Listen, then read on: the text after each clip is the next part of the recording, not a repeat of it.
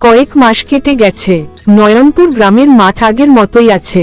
বিকেলের হালকা রোদ, বাতাসে তালপাতার শব্দ। হৃদয় এখন একটু বড় হয়েছে।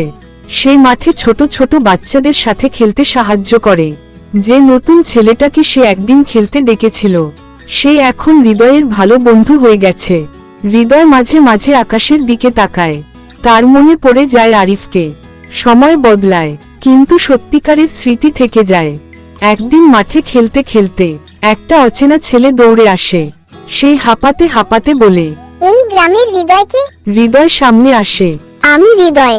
কেন? ছেলেটা তার হাতে একটা ছোট কাগজ দেয়। হৃদয় কাগজটা খুলে দেখে তার চোখ বড় হয়ে যায়, কারণ কাগজে একটা পরিচিত নাম লেখা, আরিফ। কিছু বন্ধুত্ব কখনো হারিয়ে যায় না, একদিন আবার ফিরে আসে। হৃদয় ধীরে ধীরে চিঠিটা পড়ে। চিঠিতে লেখা, হৃদয়, আমি নতুন গ্রামে ভালো আছি। আমি এখনো তোমার দেওয়া লাল বল দিয়ে খেলি। আমি নতুন বন্ধু পেয়েছি, কিন্তু তোমাকে কখনো ভুলিনি।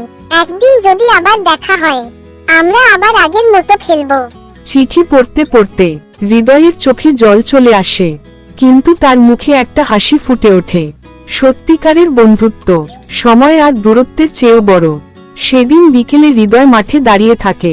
সে মনে মনে ভাবে, একদিন আমি আরিফের সাথে আবার খেলবো। সে আকাশের দিকে তাকিয়ে মনে মনে বলে, আরিফ, আমি অপেক্ষা করব। তার পাশে নতুন বন্ধুরা দাঁড়িয়ে সবাই একসাথে আবার খেলতে শুরু করে। বলটা আকাশে উড়ে যায়। যে বন্ধুত্ব সত্যি হয় তা কখনো শেষ হয় না। দুই জায়গার দৃশ্য একসাথে দেখা যায়। একদিকে হৃদয় মাঠে খেলছে, অন্যদিকে আরিফ নতুন গ্রামের মাঠে লাল বল ছুড়ে দিচ্ছে। দুজনেই একই সময় আকাশের দিকে তাকায়। বন্ধুত্ব মানে শুধু পাশে থাকা নয়, বন্ধুত্ব মানে মনে থাকা।